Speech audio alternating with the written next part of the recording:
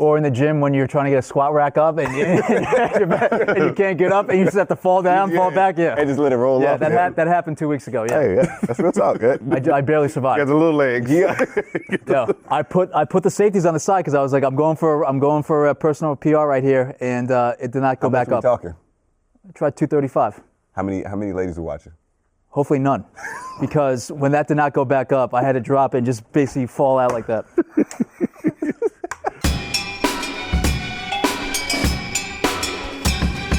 Welcome back to Out of Bounds. I'm Pierce Simpson. We hope that you're having a great holiday weekend. On today's episode, of course, we recap the Cleveland Cavaliers heading to the NBA Finals once again, and we also look forward to the Game 7 matchup in the Western Conference Finals tonight. But first things first, I'm joined here by Complex Sports editor, Mr. Adam Caparell. Adam, I believe you had an under on last night's game between Cleveland and Boston, so you little Johnny Manziel out here with the money. He took the advice. Hey, this is joined here by Mr. Gilbert Arenas. First time he might have won. He actually texted me too. Really? He was like, what should I do? We were discussing strategy before Game 7. Did he take your advice? Yes. Well, I didn't even give him any advice. I asked him a question. Yeah. He was still fumbling around it.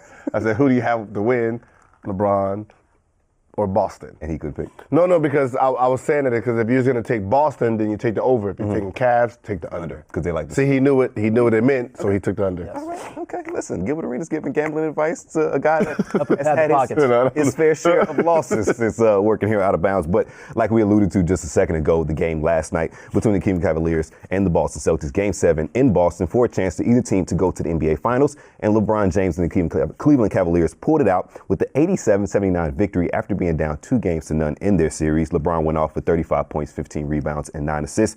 He played all 48 minutes of the contest, heading to his 8th straight NBA Finals appearance. Cleveland was shorthanded without Kevin Love, who missed Game 7 with the concussion that he suffered in Game 6. But some of the other players that stepped up for the Cleveland Cavaliers included Jeff Green, who went for 19 points and grabbed 8 rebounds. As for the Boston Celtics, they shot atrociously from the field, 7 for 39 from the three-point line. Just 4 points from players like Terry Rozier, who went 2 for 14 shooting, just 4 points. But Jason Tatum, ladies and gentlemen, well, it's no ladies here, but fellas, Jason Tatum, 24 points, 8 rebounds, just turned the ball over 4 times, and even got an impressive poster on LeBron James. So, fellas, now that we know what happened, the Cleveland Cavaliers came back, heading to another NBA Finals.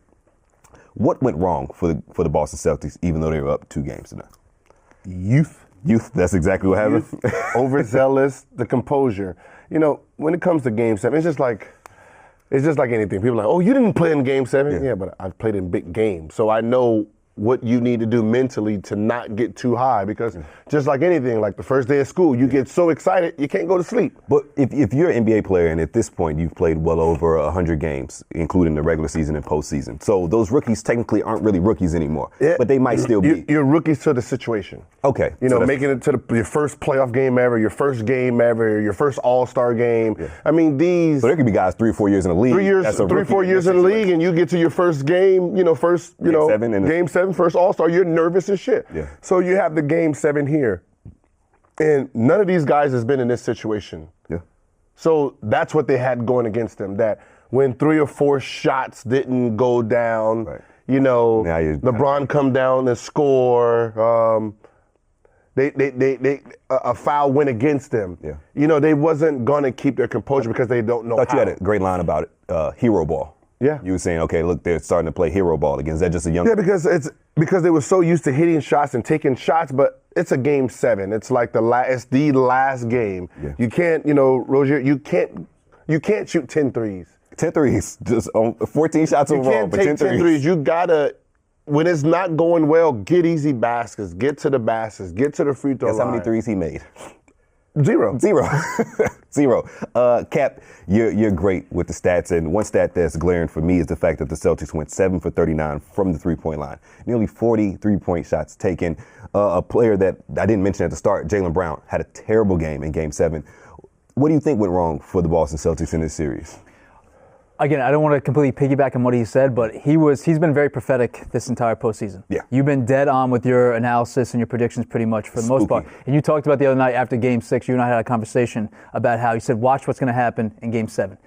these young guys are not going to know how to react, and you're going to see some hero ball, you're going to see some skittishness from them, and we saw that big time. There was just really poor execution. Even when they were down, a couple points, a couple baskets, a couple possessions in the final 2 minutes, you just saw, again, a skittishness out of the Celtics that we just didn't see at them at any other point in the series and in through the postseason, even when they had a Game 7 against the Bucks. Yeah. It was like a completely different mentality, completely different mindset for this team. It was kind of strange. You would think that maybe having that Game 7 against the Bucks would have impaired them a little bit, but I guess the whole LeBron for the chance to go to the NBA Finals was weighing on them too much, and you just saw really poor execution out of guys, and also guys taking shots that had no business taking those shots in those situations. Exactly, and it's like you said, it's like skittishness down the stretch. In the first half of Game 7, they were very effective with the 1-5 pick and roll between their point guard and Al Horford. They were getting a ton of easy buckets. You remember the play where Al Horford dunked Kyle Korver to the rim. Yeah. Second half, no, we're chunking all threes. They turned to the Golden State Warriors, and it was just a confusing brand of basketball. And the other thing, too, it's like, again, we've talked about how the Celtics' success has been predicated on the inside-outside game. And when they're scoring points in the paint and doing a lot, obviously opens up the three-point line.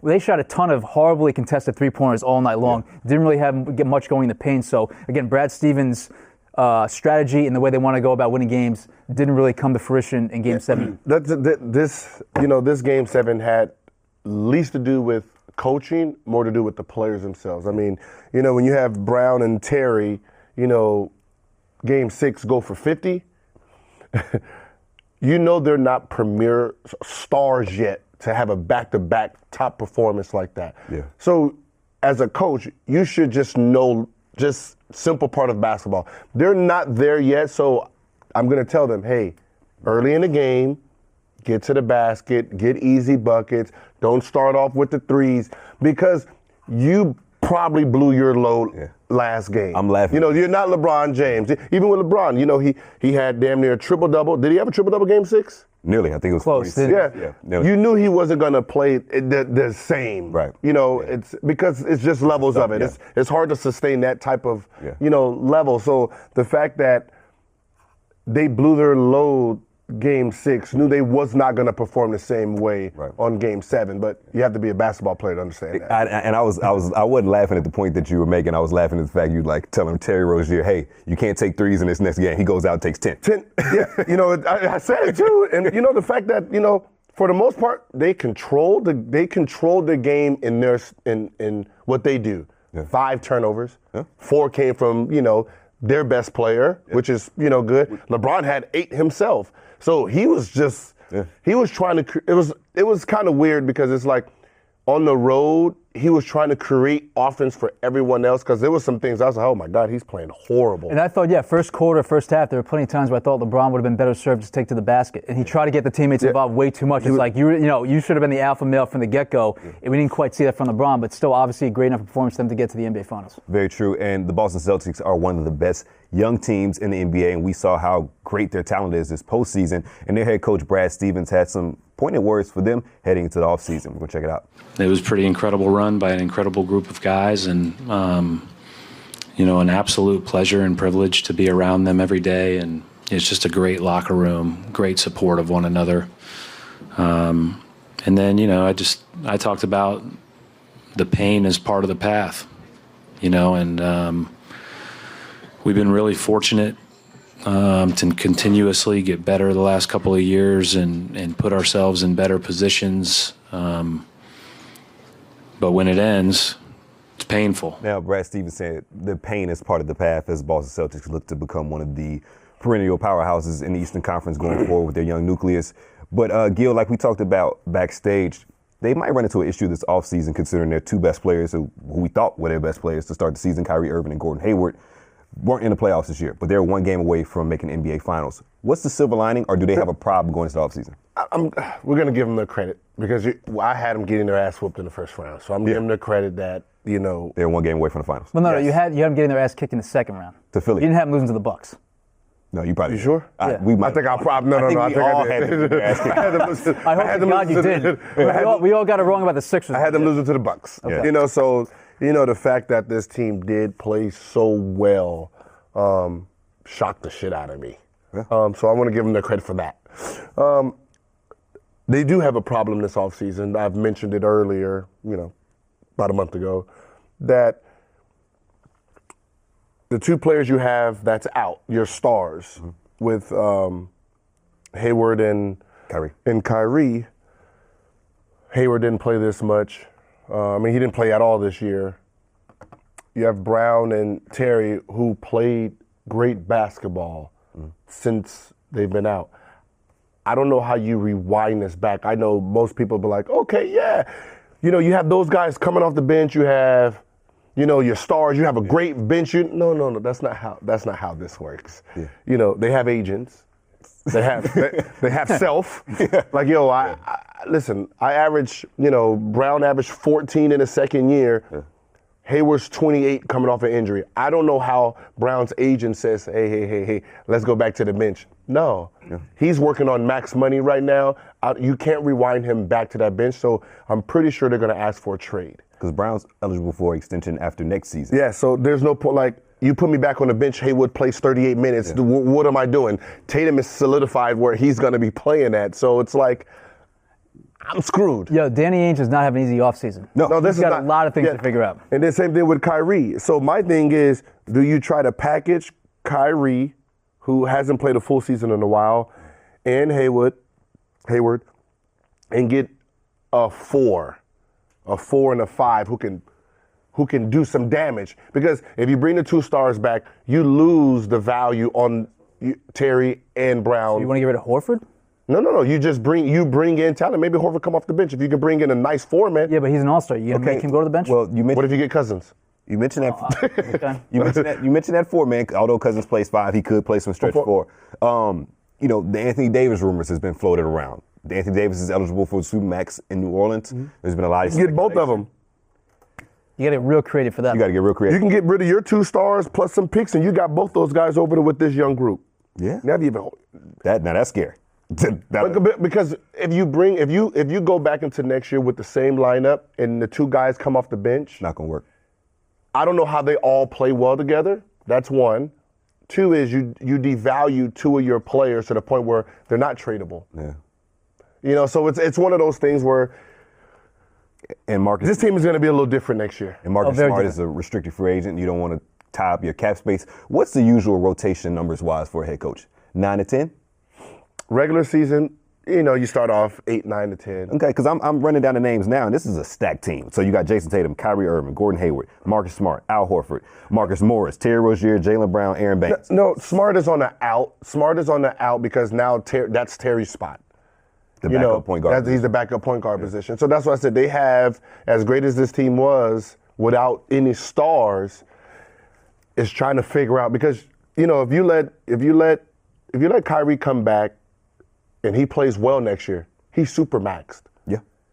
Is he worth $35 million a year and like $40 million his last year of his contract? With the knee injury history? With the knee injury, and he averaged 24 this year. Terry averaged, 21 since he's starting? Yeah. While the Boston Celtics seem to be a more intriguing team heading into the offseason with all the pieces involved, we have to talk about the team that actually won Game 7 is heading to the to the NBA Finals in the Cleveland Cavaliers. What do we make about their, I guess you could say, impressive victory, scoring 87 points in 2018? What do we make of it?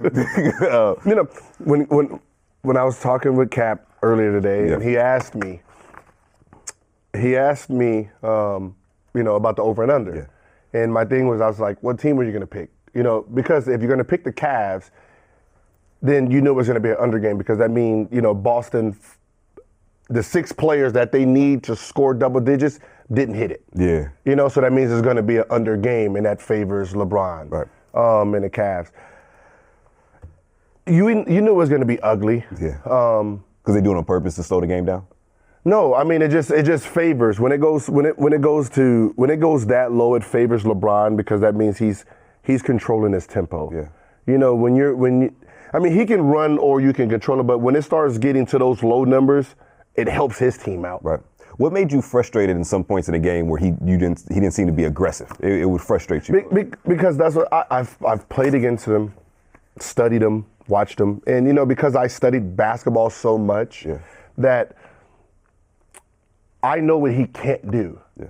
So when I'm seeing him take Al Horford off the dribble and he has just a little bit of a step and he fades away, it's like Well, What you doing? What is the pick and roll for to get him on? You might as well keep the normal guy you have on you. Yeah. That's a little smaller. So when you do fade, there's no challenge to that shot. Yeah, because we saw Cleveland's game plan the whole time was to try and get the switch on the pick and roll to get the big man on him and take it to the bucket. Cap, we joked around that you won some money with the the under on this game, but it was pretty bad basketball to watch except for the last 4 or 5 minutes. What do you? Excuse me, as a zealot for the old Knicks Heat games, it was a great game to watch.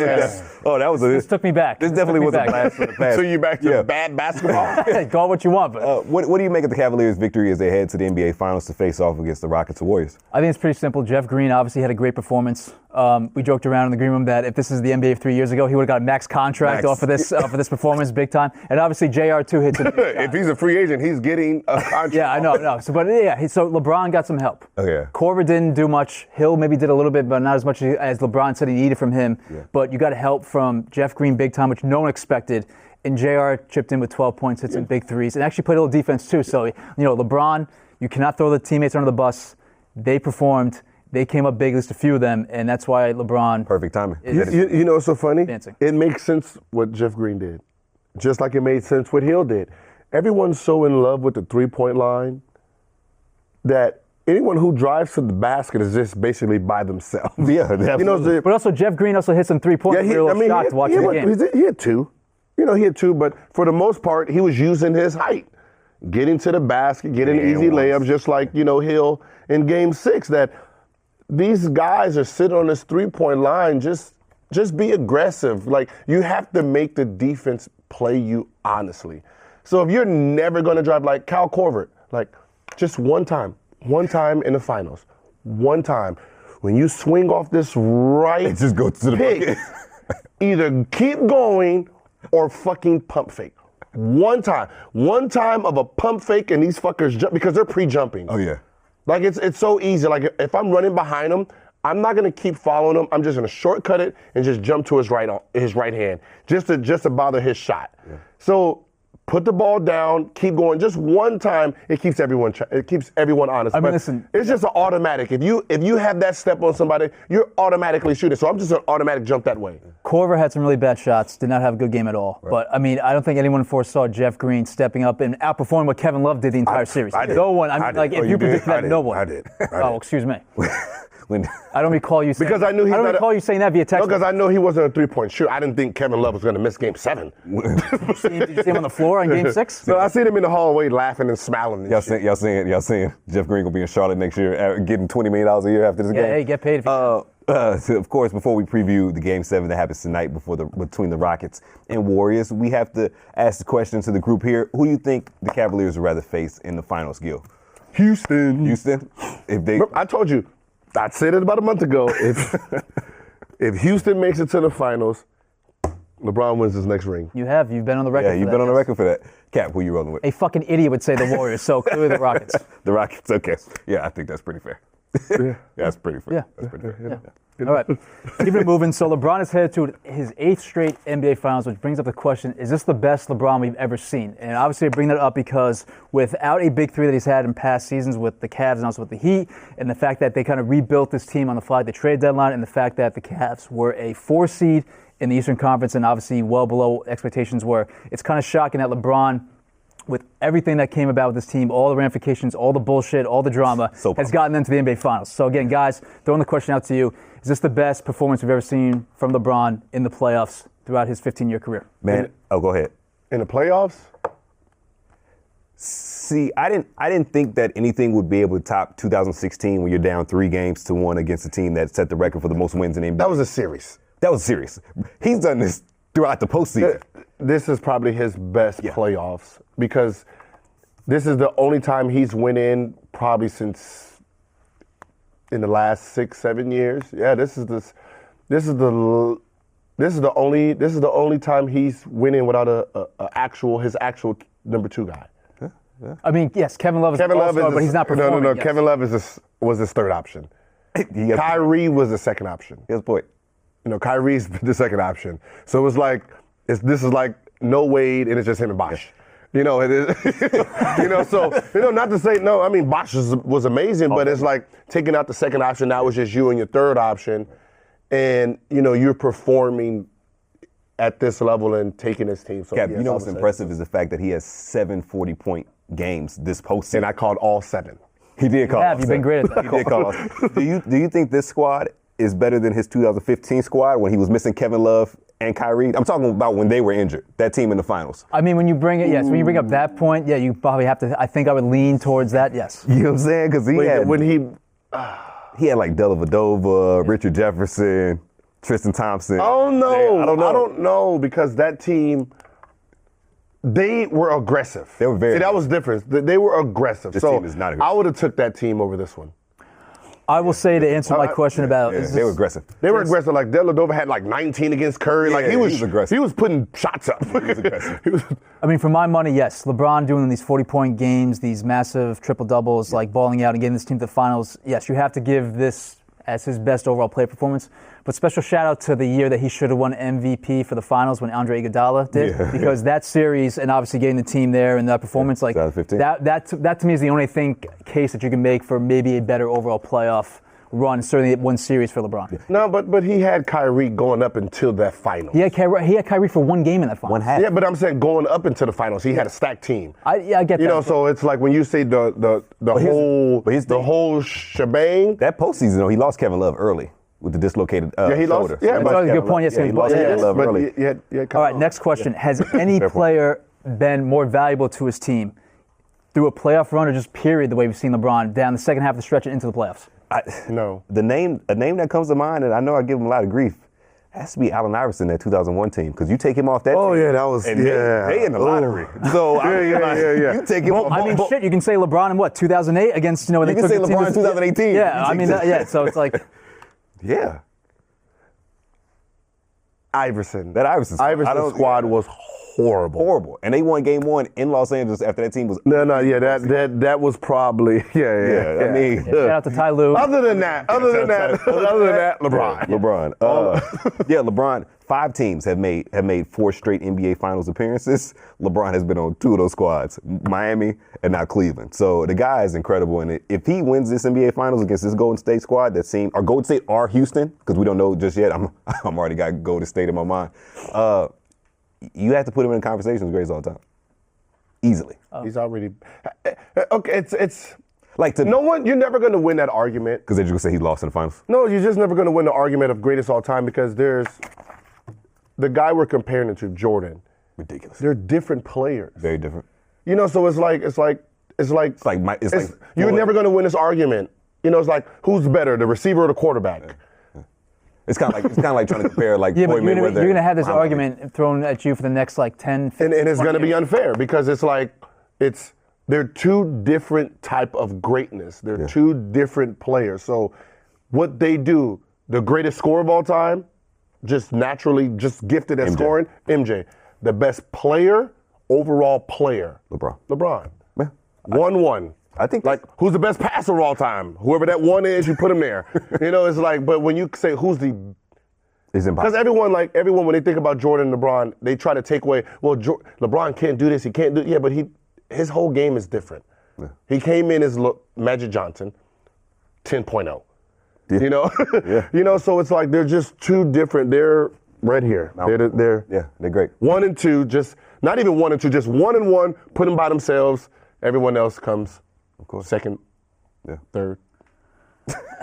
Yeah, but you're gonna have 1 and 1. I agree. You're not gonna make me pick who's the best. They're the best at what they. I know, do. but people are gonna make you pick one at some point. But they keep pestering you till here's the thing. You know the sad part is when people make you do that, they're idiots. I remember when Shaq left LA and it was like, who you picking? Shaq or Kobe? I like them fucking both. All right. I'm going for the Lakers and I'm going for Miami. Big facts. Ready for one more hypothetical? Let's do it. Win or lose with the NBA Finals, if the Cavs can bring in one more big-time free agent, maybe make another big 3, does that give LeBron more incentive to stay in Cleveland? LeBron was going to stay regardless with another 1+1. I think if there's any enticing free agent class to be a part of, it's 2019, not this 2018 class, because the market is not that great. Listen.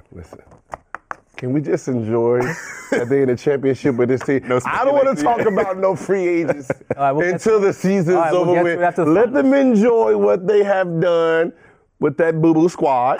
But I agree with you. LeBron's not going anywhere. He's not going anywhere. And also, They got the number 8 overall pick. You think Trae Young's going to inspire him to stick around? I sniffed C.J. McCollum. Oh, you've run that scenario by us before, yes. That's Colin Saxon. Yeah, but I just know they need a ball handler that can go. Colin Saxon? Because he's a scorer. Oh, wait a minute. I would take Sexton over Trae Young. Look at us. Wait a minute. Saxon, because that's like the Dwayne Wade type. He's much bigger and built. And like he's not bigger than Wade. No, he's No, I'm saying he's bigger than Trae Young. Yeah, he's bigger than Trae. He's athletic. He can score. He's a natural scorer. Also, that aggression, like you said, he's very, very aggressive. We know who Cleveland's getting. We'll see. 100%. Well, too bad LeBron will be washed in 2 years anyway, so. What? Oh, Wait, what? I just want to see your reaction. Okay, wow. That was a big time. That was a troll right there. That was a troll. Look, him being washed is 22, 8, and 8. Yeah, that's it, right. Exactly. Now, while I misspoke earlier and kind of said the Golden State Warriors are going to make the NBA Finals, that's not the case. They are. Okay, Cap says they are. But Game 7 of the Western Conference Finals will take place tonight in H-Town with the winner facing the Cleveland Cavaliers in the NBA Finals. The Golden State Warriors were able to get the victory in Game 6, pretty much a blowout with CP3 being injured with the hamstring. There's reports that he is likely not to play in Game 7 tonight, according to Adrian Wojnarowski. But Mike D'Antoni, head coach for the Houston Rockets, said that it's a game-time decision. So, fellas, with the contest slated tonight, Game 7, Golden State Warriors coming off an impressive victory with Klay Thompson leading the way. Who do you think takes it? I just don't. I don't trust. I don't trust James Harden. And you don't trust James in not the without game. CP3, because with CP3 he puts composure in. He puts time management into the game. He puts effort into the game. Like Game 6. When Harden ain't hitting shots and they go on a 3-4 basket run, he gives up. He gives up. You take him off the dribble, he reaches. Yeah. I mean, he has no effort, and he just throws the ball anywhere at any time, and you just can't trust that in a Game 7. What do we make of them having a 17-point first quarter lead and that evaporated in Again, 115-86? Again, if you have Chris Paul in, he manages the game. Yeah. You know, with Harden, he's up 17. What got him up 17 is gonna make him what have him lose. What did they lose by 30? Yeah, 115-86 after having a 17-point lead. Like, because you just go down there, you sitting there just chucking like. Well, yeah, again, having 21 turnovers is not really conducive to, again, padding a 17-point lead and winning when you should be winning. 21 turnovers. That's That is egregious. That's a recipe for disaster. And that's the only problem with Harden, that the way he plays the game is great for him. Yeah. It's not great for winning. Right. Because, you know, the more shots he hit, the more he wants to play ISO. The more he wants to just do it himself. And because the rest of the players can't create their own baskets at all, then that means you have a PJ Tucker who's pointless. You have a Trevor Ariza who's pointless. A Gerald Green who's when he's going right, he's going to do the floating three-pointer. I mean, you have three of these guys that play big minutes that are not existing. Yeah. Then you just have Gordon, who's the only person that can get his own basket that doesn't need Harden. So it's like, I'd rather have Harden score 25 and everyone else is chipping in. And distribute the way you've talked about. Yes. But he has to, like, I've seen some passes where he'll come in, do this, and then throw it and go another way. So if Harden goes for 40 in Game 7, that means Rockets have no chance. No chance. He seems confident, though. He had this quote. He said, I mean, if you asked us when we were in the Bahamas this summer if the team together would have a Game 7 to go to the finals against the Warriors, we'll take that. So he seems confident. Like I mentioned before, Klay Thompson was very clutch in Game 6, scoring 35 points, hitting 9 threes on 14 attempts. He said on his Game 6 outburst, he was quoted as saying, I guess you could say I was born for it. You know, man, that felt good. Very, very Klay-like in his quote. Who has the most pressure on them heading into Game 7? Warriors. Oh, really? That's a surprise to me. Only because it seems like they're more of a front-running shot team. Mm-hmm. That if 1-3 goes in, 2-3 goes in, then you can see their spirit. They get into the crowd, and then from there, they can just blow you out. Yeah. But when they were down 17, like, you seen their faces. Like, a little fear. They didn't know what was going on. Yeah. But then, you know, Sean Livingston scores, this person scores, and then everyone else scores, and then now the stars starts hitting baskets. Like, Klay Thompson hits 3 threes. Oh, yeah, now Curry's like, oh, shit, okay. And it's like other people gave them their energy, not them themselves. And that was the bad part. And so if Rockets keep it close, they have a better chance than trying to blow them out. Yeah. Gil gave us a squad. Do you have a particular player that might have the most? I think it's got to be Eric Gordon because we've seen him perform out in some of these games and also be non-existent. So obviously, if CP3 can't go, and we're going to assume right now, based on Woj's report, that he's not going to go, well, who the hell is going to help carry the load for James Harden? Yeah. There's a few guys that could step up, but again, Tucker has the best ability to light it up and give them an extra 22 points. I'll put it this way. He can't score 13 points and go 3 of 13 from 3-point. He's got to at least put in 20 points, if not 25. Eric Gordon. Oh. Yeah. He was about to shoot you if you said PJ Tucker. But Tucker too has to. He's got to give 10 and have some. But he has to. decent minutes. But we got to remember with Tucker, with Ariza, they got to get the ball. You know what I mean. Harden is going and not giving the ball very. So if these guys don't utilize their atmosphere players, then I thought it was an amazing point that he says, like, once James is cooking, it's like a double-edged sword. Because he's cooking, he wants to keep going, and then you don't get. And then this cooking it's. But what do we see in game one? He cooked. He got 40+ points, and they lost. And they lost a missed opportunity. Yeah. So like his cooking is. It's not a winning cook, like, because he hits a couple baskets. He's gonna take 3 rhythm dribbles. No. What do they call it? Heat check shots. Oh, yeah. He's gonna do that. Like, if he hits 2 shots, the next one is gonna be even further 3. So it's like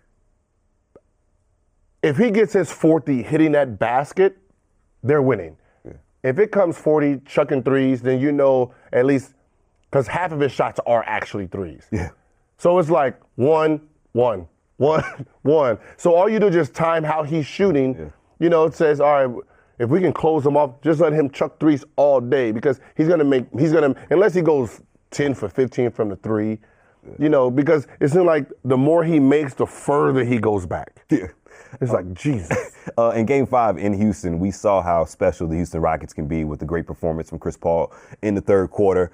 It's unfortunate that he ended up getting hurt late in the game as he missed Game 6, but we saw what the Houston Rockets can be as a unit and why many people have them poised to beat Houston and maybe make the NBA Finals. Of course, that's different with Chris Paul's status being doubtful for tonight's game.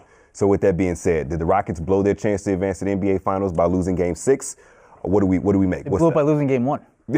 Okay. So I take it. I know who you're picking tonight. It's one of those, like, if you're a coach, because this game is supposed to be a loss for me, if I'm Mike D'Antoni, I'm putting in ISO Joe. Joe Johnson.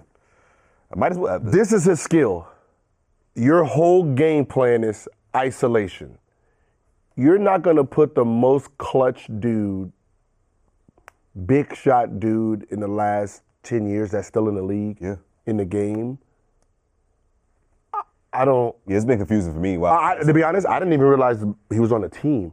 But wasn't he balling last year in Utah? Right? Say it again? Utah. Yeah. Last year he was playing very well. So big minutes in the playoffs. Yeah, so he was hitting big shots in the playoffs. So if he doesn't play this Game 7, which he's probably the third best player right now on that team, second best, probably the best creative player, you deserve to lose. That's a fair point. Like, I didn't even know Joe Johnson was on this team. He might be dealing with an injury. He was a quick buyout pickup middle of the season after I believe he was traded. This is when you need him. You got the ISO, like, they're gonna, if he gets to that mid-range post area, they're gonna have to double him. People forget he's 6'8". So 6'8". So you're rocking with who tonight?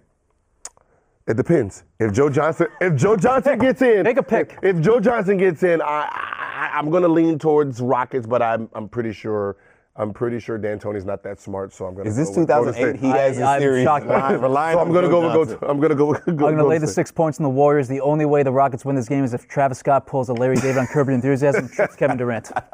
That's the only thing. Listen, this Kevin Durant. They're superstar. The Warriors superstar. The way LD tripped Shaq sitting courtside, Travis Scott has to wild out and trip KD for the Warriors. This Warriors team seems off. and I can't figure out what's off about this Warriors squad, but something seems off. Anytime the coach is saying trust your teammates, They're not. You remember what you picked before the series? I called it correctly. I said Rockets in 7. I think the Rockets are going to do a lot like Cleveland did last night. Slow the game down completely. Like you said, maybe bring in ISO Joe to just slow the game down, but I'm still taking the Warriors close. Slow this game down. Warriors, you're still undecided right now. No, I'm going to go Warriors if ISO Joe doesn't play. Okay. He's really picking. All right. He's really relying on Joe Johnson. Yes. Yes, because this whole series has been isolation basketball. Like, Warriors are not even running any plays anymore. No. I haven't seen no up screens, no down screens, what KD was used to. No back picking. So if you're going to play ISO ball, bring in the Johnson, man. All right. I'm serious. I didn't think we'd get through the show with a Joe Johnson mention, but Gil brought him up. And obviously talking about big shots, we need to talk about who is the most clutch shooters in the NBA right now. This is top 5.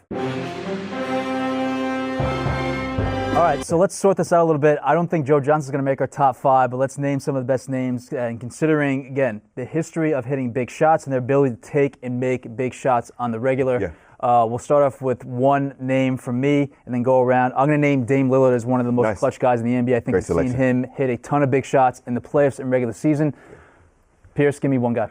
This is going to sound a little different because it's not necessarily clutch shots, but maybe clutch moments or clutch games. I'm going with Klay Thompson. Anytime the Warriors are on the ropes, elimination games are down significant, he tends to show up and show out. 2015 in Oklahoma City, Game 6, they're down 3-1. He goes off in Game 6. If they lose that game, the whole history of the NBA has changed in many ways. And he showed up in Game 6 a couple nights ago. So I'm going with Klay Thompson.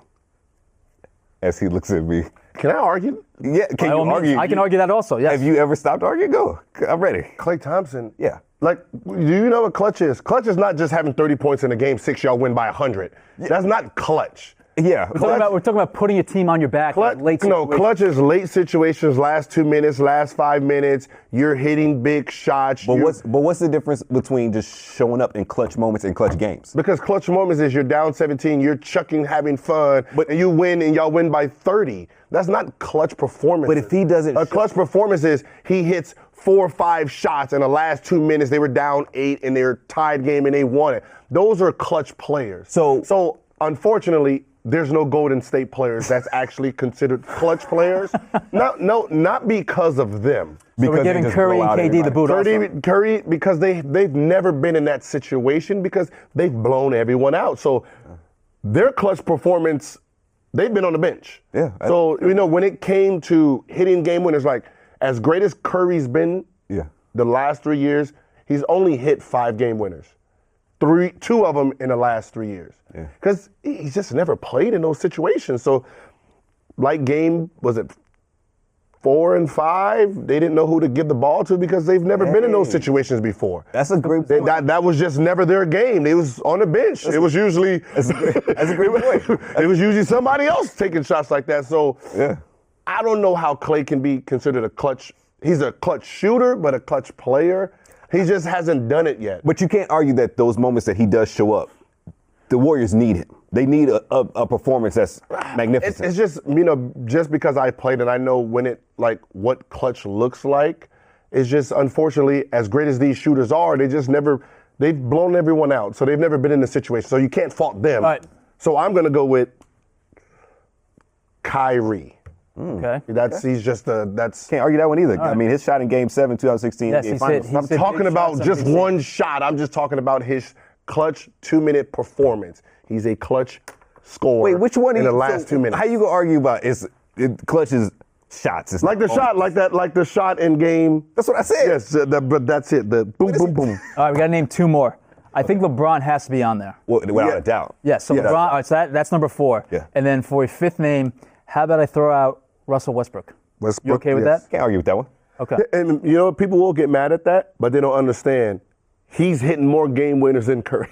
Oh yeah, and right now in today's in the last 4 or 5 probably hit more last season than Curry. The last 4 years, the 3 best finishers on game winners hitting big clutch shots will be Kyrie, Dame, and Westbrook. Yeah, LeBron's getting in here because of this year, but Kyrie was hitting those shots for him last year. Ready for maybe a dark horse that I just thought about just now? Melo might be on that list.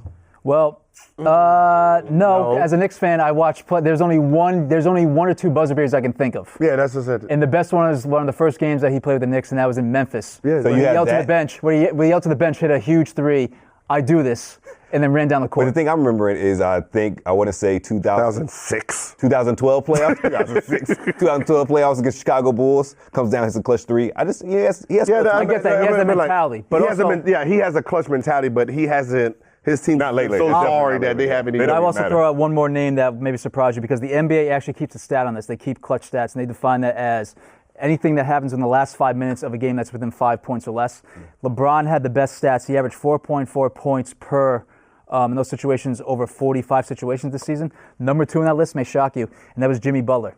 He Jimmy. averaged 4.3 points in 31 what is situations. What is the actual stat? The stat Last NBA 5 keeps minutes. clutch situations, and they define that as the last 5 minutes of a game where the point differential is 5 minutes or less. And they tally it by points per those situations. LeBron was number 1 in 45 situations. Jimmy was number 2 in 31 situations. So basically, the last 5 minutes. So at the 5 minute mark, I can hit 2 shots with 4 minutes left, and then don't score any more the last 2 minutes and be on that list. Technically. If it's a 5-point game. So is Curry? I guarantee Curry's on that list because of that. Curry falls on this list, but he falls a little bit further down the list. Kyrie's above him. How does he know this? Huh? How do you know this? Because they're clutching it at a 5-point game. So you're saying he pushes the lead out at those moments? Yeah. So if it's a 5 minute game, if there's 5 minutes left in the game, and I'm shooting 2 shots within that time frame, and I don't tap into clutch. So to go into your argument, to go into your theory, yes, of all the guys on the list, I could name some superstars on here that qualify in the top 10 of the clutch stats and points per clutch situations. Curry had the fewest situations this year. He only had 16 situations. Yeah, see, that's what I said. That's what I said. It's not because of him. It's just that that team is never in those situations. It was pretty amazing that he knew that he was on that list just like Because in theory you're talking about Curry shooting. His shooting is on that list. But when you really put some thought in, it's like, well, he's never. They don't have clutch situations. He's never has clutch situations to know if he hits game winners or not. That's why I said I know personally that he's only hit about 4 or 5 in his career. But listen, that wraps things up for us fellas here on Out of Bounds. Excellent show. We even campaigned for ISO Joe to get in the game tonight. I can't believe you brought up Joe Johnson. I think the fact that Joe Johnson's the X factor for Game 7 in 2018 Western Conference Finals. But Big time Joe, man. Like he really balled last year in the playoffs. Yeah. Put him in the game. Yeah. I mean, he's probably your best creator besides James Harden. Very fair point. I mean that's. Hey. He So if you're not gonna use the weapon, just get the fuck on out of here so we can just see the That's Golden State versus. For Adam Caparell, Gilbert Arenas, I'm Pierce Simpson. We'll see you tomorrow. This is the latest edition of Out of Bounds.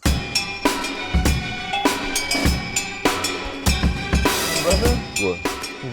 25 and you ain't got no definition in your arm. You're supposed to be like 2-3% body fat. Cut it out. Look, I got that. Man. I got that. I'm over here looking like. Why you trying to say I got that Paul Pierce body? Wow. Hilarious. Double P right now.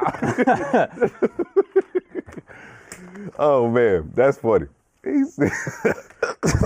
Yo, Paul Pierce really just got one tone. Just one tone. Hey, look, I did 20 push-ups today. I was like, oh, I'm ripped. I was passed out. I'm ripped today. Yo, hilarious. Blaming you, Jesus.